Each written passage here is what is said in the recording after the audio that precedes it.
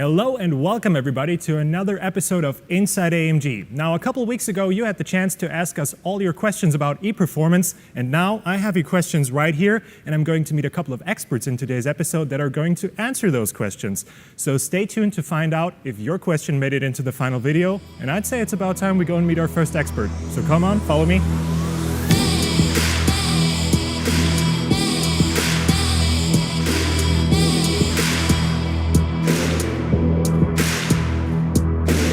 We divided your questions into different categories, and the first category is going to be batteries. So we are here at the very busy battery workshop to meet up with Denis, and you might remember him from the OMG episode. We already answered some battery questions in that episode. If you want to watch it again, click the link up top or down at the bottom, and there he is.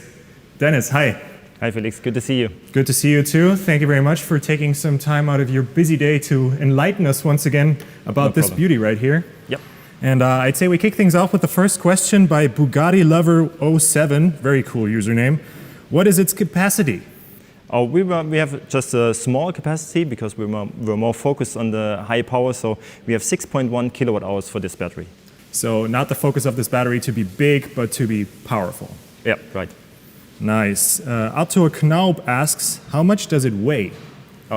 Same answer actually. We focus on the performance, and therefore we have a small battery and just 89 kilograms. So we were focused very much on the development to take out every single gram on each part what we have to take out the weight of the system. That's really very light for a hybrid battery, I have to say. Very impressive. Sanji108X asks, what is the lifespan of the batteries and how green are they to recycle at the end of their life? We have different tests with the battery, so also lifetime tests to see what will happen in the future on different test benches, and we see that we know some aging of the cells and no aging of the system itself, but it's everything in the tolerance where we say the customer will get the performance battery over the lifetime of the car, so there will not be a big problem. And coming to the recycling of this battery, you can take down the battery to the single cell. Even we can take the chemistry out of the cells, so you can disassemble actually everything of this battery. So not just performance in mind, but also sustainability, a very intelligent concept when it comes to not just assembling, but also disassembling everything. Exactly. We don't have any glues inside. The cells are glued in this system, so we can take it out, everything. Yeah. Very nice, very nice.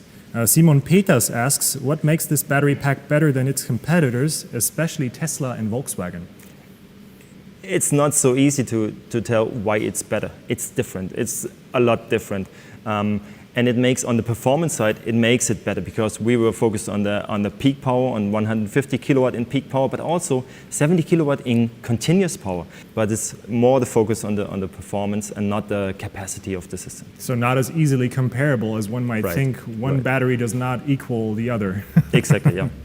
Petronas07, cool name, asks, how long is the warranty of the batteries in the AMG EV performance car? Thank you. Well, the warranty is actually similar to the vehicle warranty what we have. So we have the same service life, especially to the vehicles. So yeah, if you decide to buy an AMG Performance Hybrid, you always get the complete package. Yep. Nice, very cool. Gamefire PDF would like to know, how long will it last during racing till it overheats, and how will the cooling work? Now that's a very interesting one. It's dependent on your racing style. It's dependent on the track actually. It's depending on what do you do with this battery. You can come over 45 degrees, which we have claimed that we are at the 45 degrees. So it's still dependent on the racetrack, but it doesn't matter because of the cooling itself. So we have a completely direct cooled battery. So this system here is flooded with oil, and that's why we can cool down the battery to the temperature what we need. Related to that also, the question by Göppi, what is the C rate of the new battery? We have, in charging, we have 20 C just for the charging and 33 C just for discharging. So when you take the power, need the power, you will get it immediately. That is really exceptional, and probably also largely due to this very innovative cooling concept. Yeah, definitely. Cool, right. Very nice. Vier Augenbeli would like to know, what were the requirements for the cell and why did you choose this particular one? We have chosen the cylindrical cells just because of the size. If we take a smaller size instead of a pouch or prismatic cell, you have a bigger surface. Bigger surface means you can cool down the battery itself better than with other formats in the cells. So actually a very interesting detail also. I mean, these round cells, the actual batteries themselves in there, they look just like a regular battery that you would put in a flashlight, but right. here they are put to a very different use. Yep. Yeah. Very cool. Lefteris Tsarok asks, at what percentage does it resemble the F1 car's battery? I don't know if I can tell you everything about it, but so far as I can tell you, the concept is quite the same. So we have cylindrical cells, and these cells are completely flooded and direct cooled with an oil. And due to the package and different situations in the car, what we need to have redesign of the system, but it's in the concept, it's quite the same. Pretty cool. So F1 racing technology for the road, once again, from AMG. Charles N0312 asks, electric shock risk, is it dangerous to work for the technicians on this battery? Yes, definitely. So we have to be careful. We're focused in the development to make it as safe as possible, and you have to be special trained if you work on these batteries. So everybody who is working on these batteries has different special trainings just to make sure that nothing happens. So please never ever try this at home. Don't take off the cover or whatever. Just leave it to the experts. This is nothing to wrench on, but then again, there is no need to wrench on this because it's already pretty much perfect as it is. So yeah, if you just leave it as it is, you're guaranteed to have a very long and joyful car life with it. Right. So Denis, thank you very much for answering the community's questions. You're welcome. It was very nice. And for us, it's time to go on and meet the next expert. Follow me.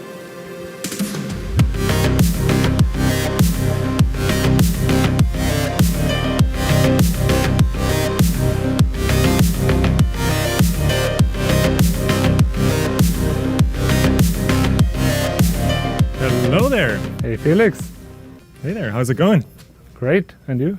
I'm pretty good as well. So this is Kevin. Kevin, why don't you tell the viewers what it is that you do at Mercedes-AMG? Yeah, I worked the last years on this beauty. We developed the P3 powertrain, and I worked for the CPC, that's the central powertrain controller. That's the brain of the car. So it decides when the engine provides torque, when the e-motor provides torque, and when we are driving electrically. Perfect, because we received quite a few questions on the operating strategy of the whole hybrid system. So I guess you're the perfect expert to answer some of these questions. I hope so. Awesome. So we kick things off with the question by Patrick Vip, and he would like to know, by how much does the electric motor improve fuel efficiency and power output? Let's say compared to a normal car like this, we can say that we improved by 10%, and that's in all-day driving, normal comfort driving. We see a big improvement due to the braking system and the energy we can get back there. Yes. So is that comparable to, say, like a conventional, a P2 system? Yeah, that's pretty comparable to what we see there. And so the P3 has no lower efficiency or something like this. It's actually quite remarkable because, as we learned, the concept is quite different. It's very performance oriented, but we still have the same efficiency benefits. Yeah, but we have the great benefit that the e-machine is directly on the rear axle and has not to go with the torque through the whole gearbox. Ah, okay. The next question comes from Leonard Hassan. He would like to know, do the e-performance models get a new gearbox? So the basic gearbox you have in every car like this is nearly the same like in a comparable conventional car. We modified the software to be hybrid ready and a few hardware tweaks, but then we added a second gearbox in the rear of the car. Okay. And that's in the electric drive unit. The next question also refers to that because Vier Augenmeli would like to know, does the transmission of the e-motor have more than one gear? Yes, it has. We have 2 gears. That's the optimum for this car because we use the first gear to have a high torque in drive-off when you're driving electrical. And then we have the second gear to provide e-machine power up to the highest speed of the car. And that's pretty much the optimum for this car, yes. So the sweet spot for this one is 2 gears? Yes, it is. Awesome. So then the next question comes from Nick D'Agostino, and he would like to know, is the hybrid technology mated to a V8 in any application? Yes, it is, and you can see it here. Nice, When you want, you can hop in. Of course. Yes, let's drive up.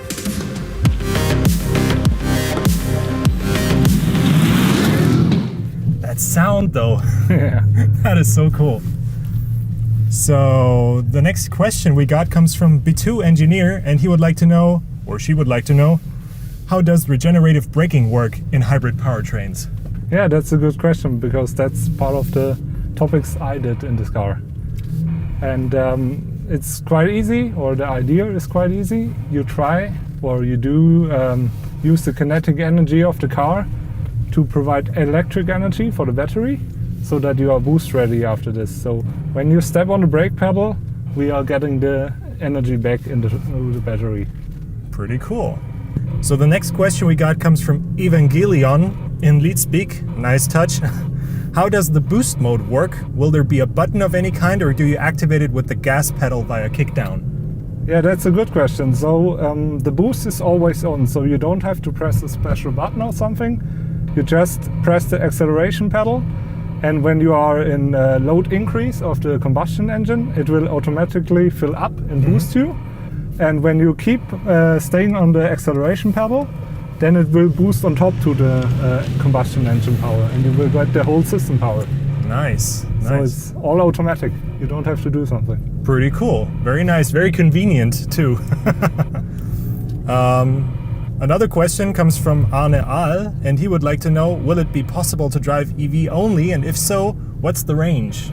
So we're driving EV only right now. Yes, we are, but now we are in comfort mode, so it's automatic EV, but you can switch to electric drive only, and then you are driving an electric only. Pretty cool. Yes, and the range depends on the car in which we apply the powertrain. Yeah, and on the car weight. So no specific numbers yet to communicate? No, nothing yet. Okay. I can say that we can use 3.6 kilowatt hours of energy for electric driving. Okay. So the next question we got comes from Tim Burton, quite the familiar name. I think we all know who that is. And he's thrown some punches, actually. Ring time will be interesting if they're saying it's only good for one hot lap of Hockenheim. Yeah, I can assure you that we also tested the car at the Nürburgring, and we did some rounds there, and we can hot lap the Nürburgring. I can not name numbers, but we are able to.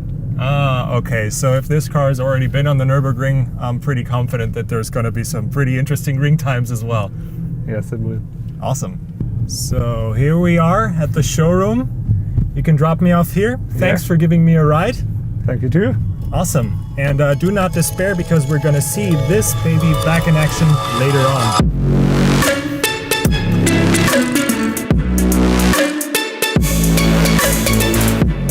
Joachim, hello there. Hi, Felix. How's it going? Good, how are you? I'm pretty good. Nice to see you. Nice to see you too. Why don't you tell the viewers at home what your job is at Mercedes-AMG? Sure, so my name is Joachim. I'm here responsible for the electrical turbocharger, which you can see here in the inline 4-cylinder project. Yeah. Perfect. So you're just the right expert to answer some community questions about the electric turbocharger. We received quite a few after the OMG video. So I'd say we begin with the first one. It comes from Masuchikari Engineer. I hope I pronounced that correctly. How do they work? So you see here a section model of the turbo, so we can explain it like that a little bit. You have the classical turbo components. You have the turbine wheel inside the turbine housing.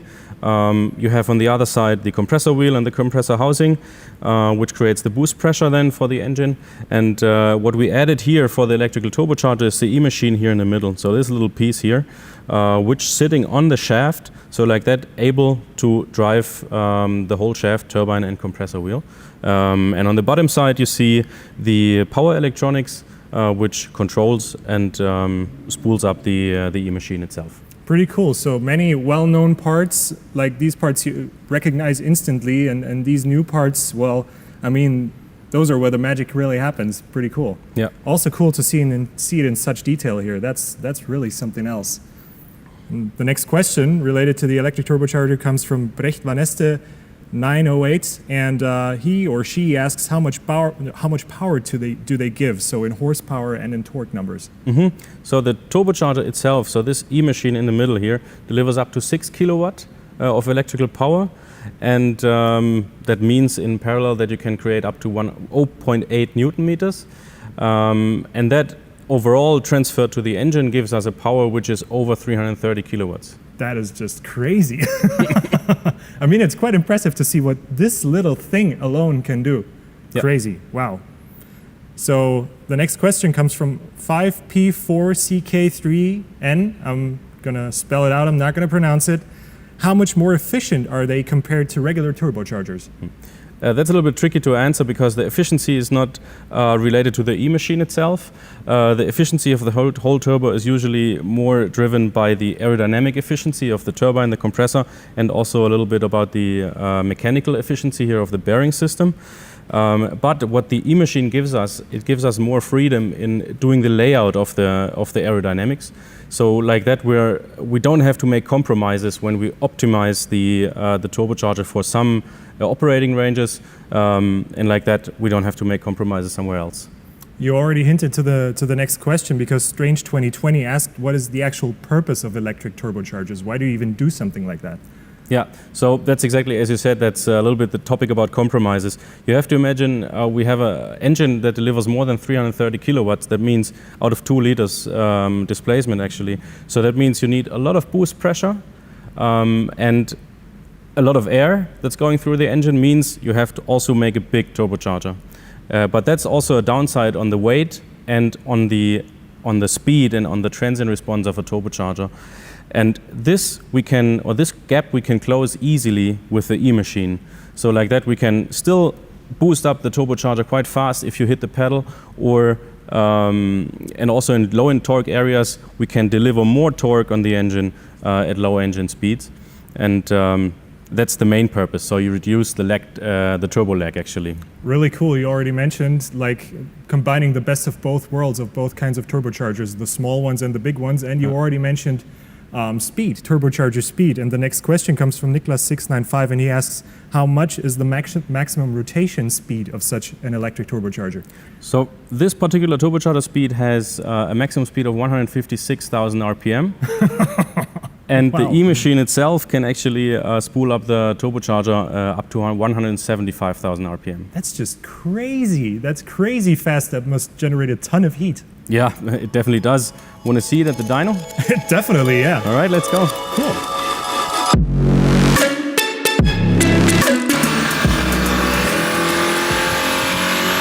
So you see the increase here is much faster now. Wow, this is almost vertical. Yes, it is already. Wow, that is just crazy looking, like it's on a life support machine almost. And the way that turbo glowed up, that was just awesome. Awesome. Yeah. Really cool machine. So yeah, actually the next question comes from Cliffy Dude and he would like to know, does an electric turbo spool up using electricity, or is electricity generated from the spooled up turbo as well? In fact, it does both. So we use electricity to spool up the turbo, and in areas where we have enough exhaust gas energy, we can regenerate electric energy to feed the battery. Much like with the braking, that's cool. Yep. It works both ways. Yes, exactly. Very nice, very cool. The next question comes from Naman Cienciato. I hope I pronounced that correctly. Is the turbocharger the only way this engine can take air in, or does it also take in air from the outside? Hopefully it is, because if you would take it in air from the outside and bypass the compressor, then it would be leaking somewhere. So yes, it is kind of both. The turbocharger takes in air from through the air filter from the outside, pushes it into the engine, and like that generates the high power output. So yes, it does take in air from the outside, but just through the turbocharger. Okay, okay.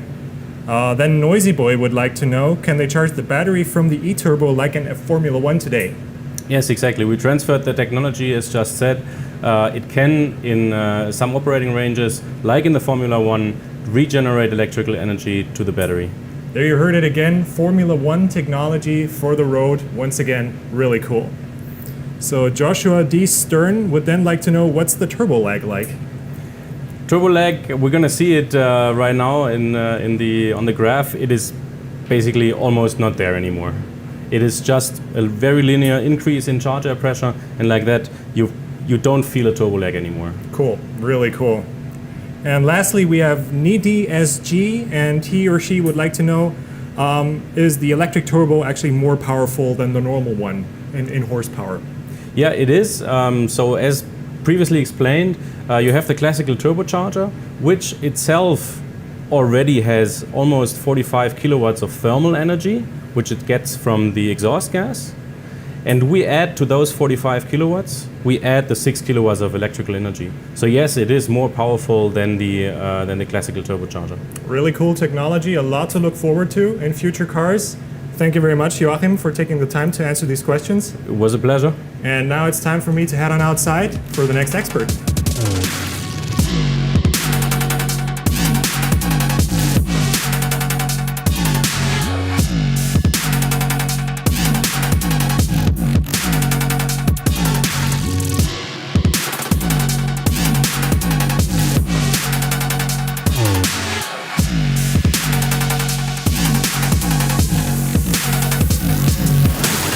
Hello there, Jonas. Hi Felix, how are you? I'm pretty good. How about you? I'm fine, thanks. Great to have you here. Why don't you tell the viewers back at home what it is that you do at Mercedes-AMG? Sure, yeah. As you said, I'm Jonas and I'm an engineer for high voltage batteries at AMG.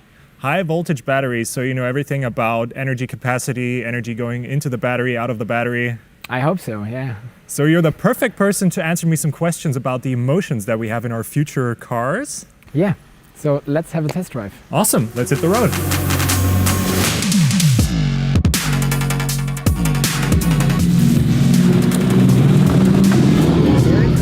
This sounds so awesome. This is the sound of the future. Yeah, it is. And it sounds damn good. So the first question that I got for you is from Heilmann494, and he asks, how will you ensure that AMG EQ generates the same emotions in analog to a 63 V8? Yeah, good question. But yeah, I can probably answer with this. We still have a combustion engine in the front. In this car it's actually a V8, so we're just improving this existing powertrain with an electrical powertrain. And so we improve the vehicle dynamics, meaning longitudinal and lateral dynamics. And so you just end up having an improved powertrain by having all the e-motors and batteries in the car. So all electricity does is basically enhance the emotions. Yeah, exactly, that's correct. And I just hope that every customer gets a chance to make an opinion on that. I gotta say, also for myself, hearing the electric engine and this buzz that goes through the car, it already feels highly emotional. I mean, it feels like a spaceship. Yeah, it does. Over there's a roundabout, and maybe after that we can just have a little kick down to see which emotions it causes. That sounds like a good plan. You ready? I am. 3, 2, 1.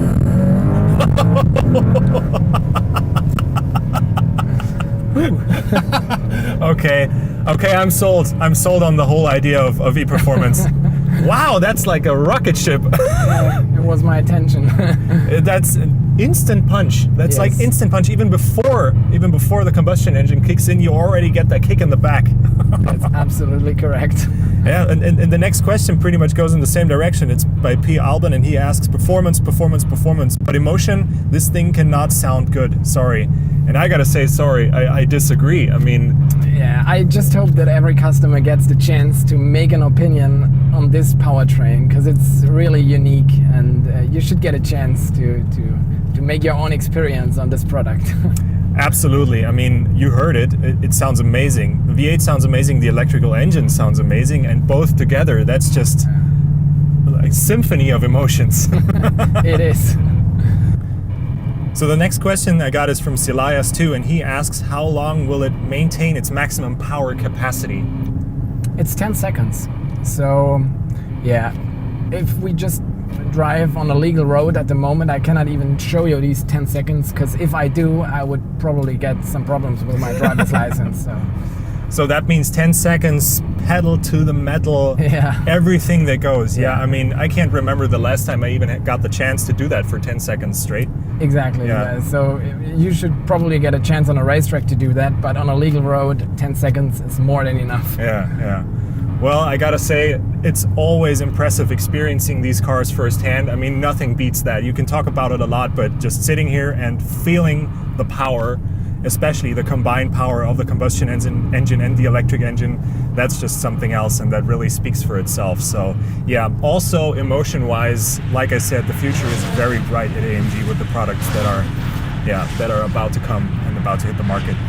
So yeah, experiencing these products is just something else. So thank you very much for letting me be a part of this experience.